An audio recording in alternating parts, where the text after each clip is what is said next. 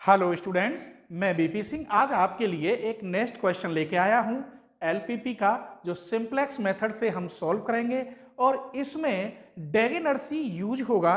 डेगेनर्सी कब यूज होता है और कैसे यूज करते हैं वो मैं इस क्वेश्चन में सारी बातें बताऊंगा। इसलिए ये क्वेश्चन वेरी वेरी इंपॉर्टेंट है और मैं हायर एजुकेशन की हर रोज वीडियो अपलोड करता हूं, तो प्लीज चैनल को सब्सक्राइब जरूर कर लें और अपने फ्रेंडों को जरूर शेयर करें। जैसे कि आप मुझसे बेनिफिट लेते हैं तो आपके फ्रेंडों को भी मुझसे कुछ ना कुछ बेनिफिट मिले। ठीक है, तो शेयर करने में कुछ खर्च नहीं होता, केवल आपको शेयर करना है, वो उसकी मर्जी है, देखे या न देखे। जैसे मैं आपके लिए मेहनत कर रहा हूं, तो प्लीज थोड़ी सी मेहनत बस इतनी है कि आप सब्सक्राइब कर लीजिए और अपने फ्रेंडों को शेयर कर दीजिए। तो चलिए इस क्वेश्चन को देखते हैं। ये क्वेश्चन वेरी वेरी इंपॉर्टेंट है। Solve the following LPP by simplex method. अगर हम इसे देखेंगे तो लेस देन है, केवल हमें स्लैक वेरिएबल जोड़ने होंगे। अभी हमें पता नहीं है कि इसमें डेगनर्सी यूज होगा, तो स्लैक वेरिएबल जोड़ेंगे तो आप लिखेंगे late x3 x4 x5 are slack variable. तब ये इक्वेशन बन गई x1 plus x2 plus x3 equal to 2, 5x1 2x2 plus x4 equal to 10, 3x1 8x2 plus x5 equal to 12। यहां तक कोई परेशानी? अब हमको IBFS यानी इनिशियल बेसिक फिजिबल सॉल्यूशन करना है, तो उसके लिए हम क्या करते हैं? IBFS के लिए हम x1 और x2 इक्वल टू 0 के बराबर रखते हैं, जिससे कि जो स्लैक वेरिएबल आपने माने थे उनकी वैल्यू निकल आती है। तो यहां ये 0 रखेंगे तो x3 की वैल्यू 2, x4 की वैल्यू 10 और x5 की वैल्यू 12। इसके बाद अब मुझे ये टेबल भरनी है, तो मैं 1 मिनट में बस इसमें लिखे देता हूं क्या क्या आएगा, सॉल्व आपके सामने करूंगा। ठीक है, चलिए तो ये मैंने लिख दिया है। ये B C B cost X B R H S वाला पद, x1 x2 x3 x4 हम सब पता है, इससे पहला लेक्चर मैंने डेगेनर्सी का बताया है। और ये कॉस्ट है ऑब्जेक्ट की 5 3 और इनकी स्लैक वेरिएबल की कॉस्ट 0 0। यहां जो स्लैक वेरिएबल जोड़ते हैं बी के नीचे वही लिखते हैं x3 x4 और x5। यहां कॉस्ट, जो ऑब्जेक्ट की कॉस्ट जो यहां होती है x3 x4 की, वो कॉस्ट लिखी जाती है 0 0 0। XB के नीचे जो ये आंसर निकल के आते हैं हम इन्हें लिखते हैं 2 10 12। तो 2 10 और 12। यहां x1 x2 का मान 1 1, यहां 5 2 और यहां 3 8। और इसको तो लिख देते हैं यहां 1 0 0, x4 x5 का 0 0 है, तो 1 0 0 0 1 0 0 0 1। यहां x4 का आएगा और यहां केवल x5 का। अब इसके नीचे हम डेल जे लिखते हैं। जब यहां कॉस्ट 0 0 हो, अर्थात ये 0 0 हो, तो डेल जे में यही लौट के आ जाते हैं। सॉल्व करने की जरूरत नहीं है, जबकि मैंने ये कई लेक्चरों में सॉल्व करके भी दिखाया है। तो यहां कितना होगा 5 3 0 0 0। अभी तक मैंने कुछ नहीं किया, ये एक टेबल बना दी केवल यहां से टीप के, अभी सॉल्व नहीं किया है। अब सॉल्व करने की प्रोसेस देखिए क्या है। सबसे पहले हम डेल जे में मैक्सिमम देखते हैं जो कि 5 है। अब इस x1 की डिवाइड xb में करते हैं।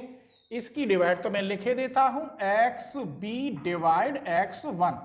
एक की डिवाइड इसमें करोगे तो 2, 5 की इसमें करोगे तो 2 और 3 की इसमें करोगे तो 4। यहां लिख रहा है मिनिमम। अब हम इसमें मिनिमम देखेंगे, लेकिन यहां तो दो जो है 2 बार सेम है, यहां भी 2 है, यहां भी 2 है। ऐसी कंडीशन में इनमें से मिनिमम कौन सा होगा? अब डेगेनर्सी यूज होगी। ठीक है, मिनिमम के लिए यहां मैं दिखाई देता हूं। मिनिमम के लिए तो यहां लिखेंगे हम x1 का बार अपॉन x1। तो इन दोनों में ही देखेंगे आप, ये तो बड़ा है, तो ये दो में x1 का बार कितना है? यहां 1 अपॉन 1, कॉमा दूसरा क्या है? यहां 0 अपॉन 5। अब आप इसमें बताइए मिनिमम कौन सा है? इसका आंसर तो 1 हो गया और इसका आंसर 0। इसका मतलब 0 क्या है? मिनिमम। और 0 आंसर किससे आया है? इससे। 0 में 5 की भाग करें तो ये इससे आ रहा है। फिर समझ लीजिए 1/1 1 हो जाएगा, 0/5 0। इसका मतलब ये मिनिमम है। जब ये मिनिमम है तो आपको यहां घर बनाना होगा। मिनिमम देख लिया, इसी को डेगेनर्सी कहते हैं। ठीक है, अब इसका मतलब मुझे यहां 1 बनाना है, ये 0 करना है, ये 0 करना है, ये 0 करना है और अगली टेबल में बनाना है। क्लियर? तो चलिए मैं इसे साफ कर देता हूं।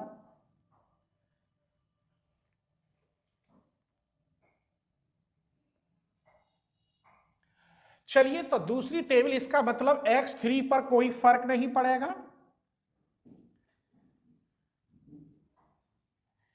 x4 यहां 1 बनाना होगा तो यहां x1 आ जाएगा, इसकी जगह पर ये हट जाता है, आउटगोइंग बोलते हैं, और यहां f0 की जगह पे 5 आ जाएगा। पहले इसी को सॉल्व कर लेते। तो यहां 1 बनाना है तो इस पूरे में 5 की डिवाइड कर दो। यहां 5 की डिवाइड करोगे, आंसर यहां लिखोगे। 5 की डिवाइड करोगे 1, 5 की डिवाइड करोगे 2/5, 0, 1/5 और 0। क्लियर? अब हमें ये 0 बनाना है इस 1 की वजह से। इसमें से इसको माइनस कर दूं तो आंसर, इसमें से इसे माइनस कर दूं तो 0, 1 में से 2/5 गया तो 3/5, 1 में से 0 गया तो 1, 0 में से इसे करोगे माइनस के 1/5, 0 में से 0 माइनस गया। ये मैंने पता है क्या किया है, इस रो में से इस रो को माइनस किया और आंसर यहां लिख दिया, क्योंकि x3 ही रहेगा। अब x5 की जगह पर x5 रहेगा। केवल हमें क्या करना है? ये 0 करना है।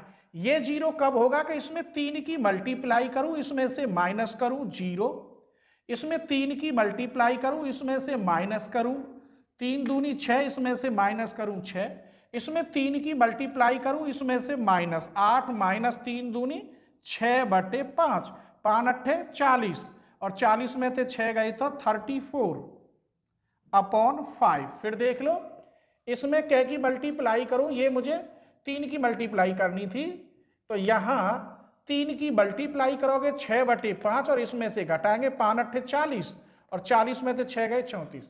फिर देख लो, इसमें 3 की मल्टीप्लाई, इसमें से घटाओगे 0, इसमें 3 की मल्टीप्लाई, इसमें से घटाओगे -3/5, 3 की मल्टीप्लाई, इसमें से घटाएंगे 1। इस प्रकार मैंने ये रो भी आपकी तैयार कर दी। क्लियर? अब हमें निकालना है डेल जे। आइए डेल जे कैसे निकालेंगे? यहां 5 है और यहां 1 है, इसमें 5 की मल्टीप्लाई करो, इसमें से माइनस कर दो 0, इसमें 5 की मल्टीप्लाई करो, इसमें से माइनस करो 1, 5 की मल्टीप्लाई, इसमें से माइनस करो 0, 5 की मल्टीप्लाई, इसमें से माइनस करो -1, 5 की मल्टीप्लाई, इसमें से माइनस करो 0। यहां तक आपको कोई परेशानी? दूसरी टेबल आपकी तैयार। ये दूसरी टेबल हो गई, लेकिन ऐसा कब तक करते हैं? जब तक डेल जे में सब नेगेटिव या 0 ना आ जाए। क्लियर?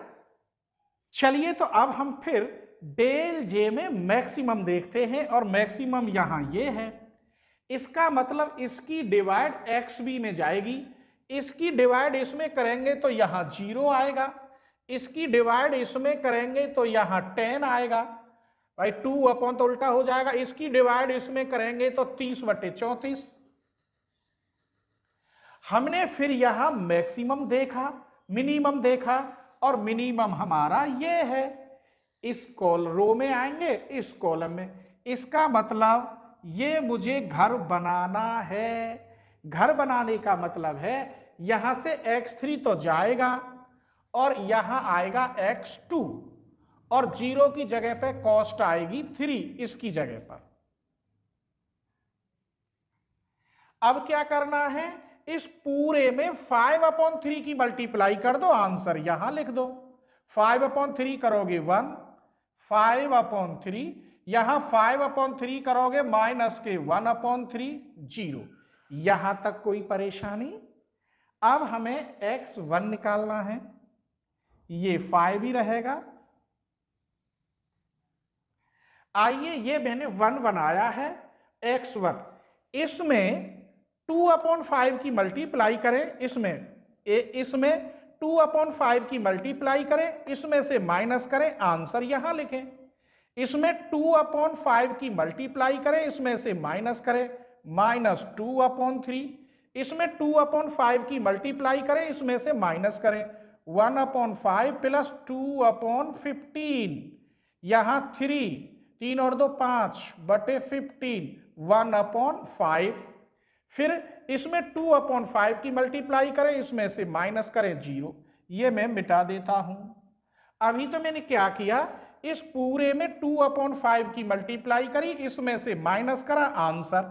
यहां 2/5 की मल्टीप्लाई करो, इसमें से माइनस करोगे तो 1, 2/5 की मल्टीप्लाई इसमें से माइनस करोगे तो 2। कोई शक? अभी तो मेरे पास x5 रहा है।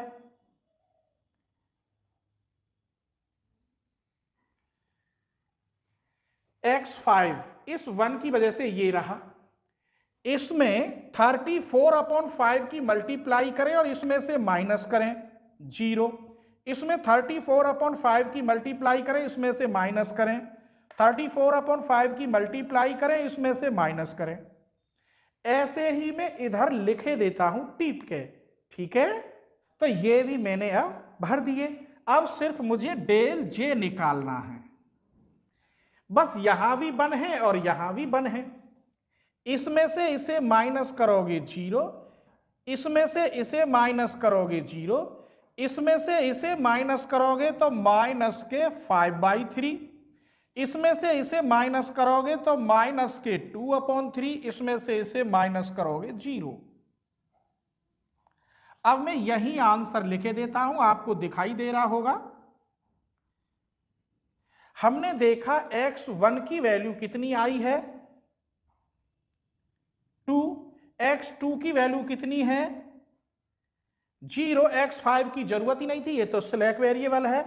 मैक्स जेड कितना है, मैक्स जेड है 5x1 प्लस 3x2।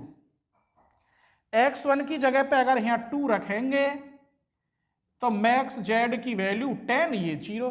तो मैक्सिमम जेड कितना है, 10 है, x1 का मान 2 और x2 की वैल्यू कितनी है, 0। ये क्वेश्चन बढ़िया रहा। अब मैं आगे आपको very very important revised simplex method का दूंगा, पर वो क्वेश्चन काफी बड़ा है तो उसे मैं टेबल पे बनाऊंगा, ठीक है। चलिए इस क्वेश्चन को और देखते हैं। ये क्वेश्चन थोड़ा अलग बता रहा है। क्या लिख रहा है इसमें, problem of degeneracy of initial stage. तो मैं इसके अंदर बताऊंगा कि इनिशियल स्टेज इसने क्यों कहा है। बस वैसी कोई बात नहीं, डेगेनर्सी लिख दिया है लेकिन यहां में डेगेनर्सी भी यूज नहीं होगा और ये इसीलिए वेरी वेरी इंपॉर्टेंट है। तो चलिए देखते हैं। मैक्स जेड दे रखा है 2x1 plus 3x2 plus 10x3 और ये दो इक्वेशन दे रखी है। इन इक्वेशन में मैंने यहां क्या देखा कि x1 तो है मगर x2 नहीं है, तो मैं ऐसे लिख सकता हूं 0x2 minus 2x3 equal to 0। यहां x2 x3 है, x1 नहीं है। 0x1 plus x2 plus x3 equal to 1। अब बताइए आपने यहां क्या देखा?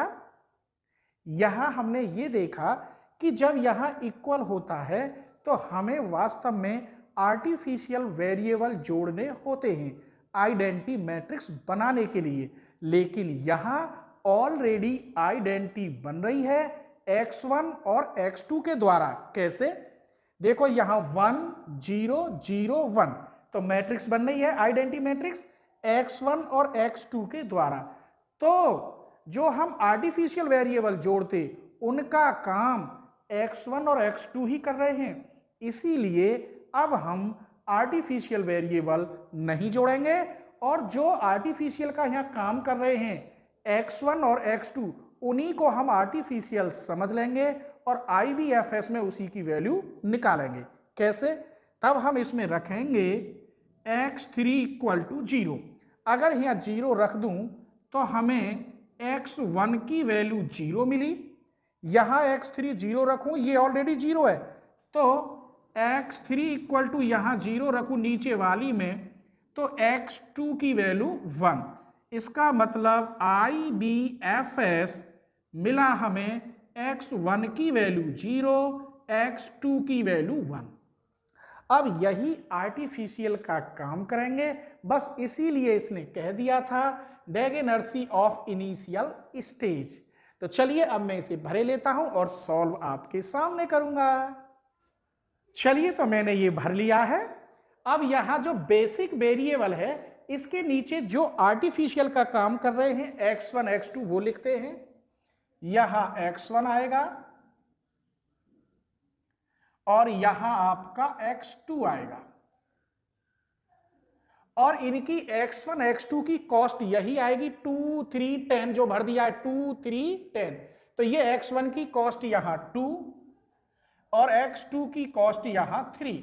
xb के नीचे ये वैल्यू आती है जो हम यहां निकालते हैं, x1 की वैल्यू 0 और x2 की वैल्यू 1। तो यहां 0 और 1, ये आपका आइडेंटिटी ऑलरेडी बन गया 1 0 0 1 1 0 0 1 और x3 की वैल्यू यहां -2 है और यहां 1, माइनस के 2 और 1, यहां आप मिनिमम लिखेंगे और अब निकालना है हमें डेल जे। आइए तो डेल जे यहां निकालना पड़ेगा, मैं डायरेक्ट नहीं लिख सकता, तो डेल जे निकालने के लिए मैं यहां निकाले देता हूं।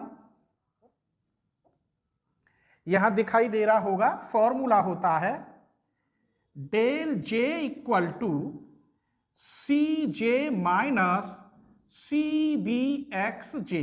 अगर आपको डेल 1 निकालना हो, C1 माइनस सी बी और x1। C1 कितना है? C1 है 2 माइनस CB कितना है 2,3, x1 कितना है 1,0। आइए कैसे सॉल्व करते, न दिखाई दे रहा हो तो मैं यहां हल कर देता हूं। 2 माइनस इसकी मल्टीप्लाई इसमें होगी तो 2 1 जा 2, इसकी मल्टीप्लाई इसमें होगी तो 0, तो 2 माइनस 2 कितना आया 0। डेल 1 ये डेल 1 होगा, डेल 2 होगा, डेल 3, तो यहां वैल्यू 0 आई।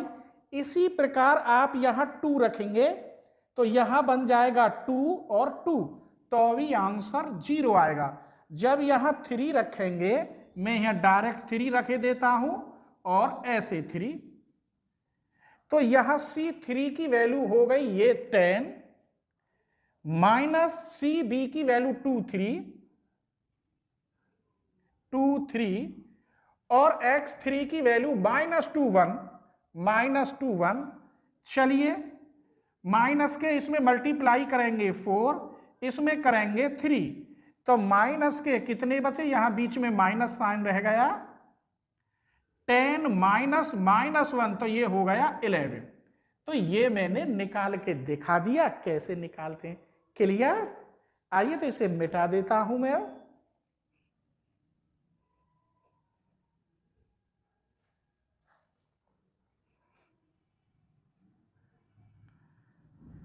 अब हम क्या देखते हैं, यहां डेल जे में हम मैक्सिमम देखते हैं। क्या देखते हैं मेरे बच्चों? मैक्सिमम। तो यहां 11 मैक्सिमम है। अब x3 की डिवाइड xb में जाएगी तो मैं लिखे देता हूं xb डिवाइड x3। इसकी डिवाइड 0 में यहां नेगेटिव है तो डिवाइड नहीं दे सकता। 1 की डिवाइड इसमें जाएगी तो 1।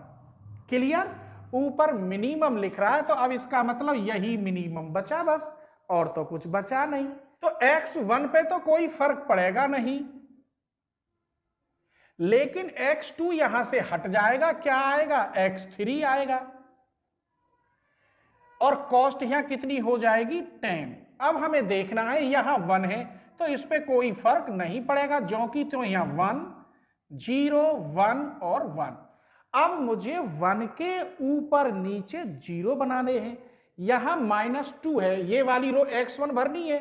-2, इसमें 2 की मल्टीप्लाई करो, इसमें प्लस कर दो, आंसर यहां लिखो। 2 की मल्टीप्लाई, इसमें प्लस करो, आंसर यहां लिखो। 2 की मल्टीप्लाई, इसमें जोड़ोगे 1, 2 की मल्टीप्लाई, इसमें जोड़ोगे 2। बस अब आपके पास डेल जे रह गया है, तो यहां डेल जे लिखो। ये 11 है, इसमें 11 की मल्टीप्लाई करो, इसमें से -0। 11 की मल्टीप्लाई करो, इसमें से माइनस करोगे -11। 11 की मल्टीप्लाई इसमें से करोगे 0। तो ये तो हमारा यही आंसर आ गया। हमने क्या देखा? यहां पर del J is less than and equal 0, क्योंकि नेगेटिव आ गया। आंसर अब यही हो जाएगा। तो x1 की वैल्यू कितनी है? ये x1 की वैल्यू 2 और x3 की वैल्यू मिली हमें 1। अब यहां x2 तो है ही नहीं, इसीलिए मैं कह दूंगा x2 की वैल्यू 0। तो मैक्सिमम z क्या है? 2x1 3x2 10x3। x1 की वैल्यू रखेंगे यहां 4, x2 की वैल्यू 0 और x3 की वैल्यू है 1। ये x3 है, x3 की वैल्यू रखेंगे यहां तो 10। तो कितना आंसर आया? 14। ये x3 की वैल्यू, x1 की वैल्यू, x2 है नहीं, उसकी वैल्यू 0। यही आपका आंसर है। अगले लेक्चर में मैं आपको रिवाइज सिंप्लेक्स मेथड कराऊंगा। ठीक है?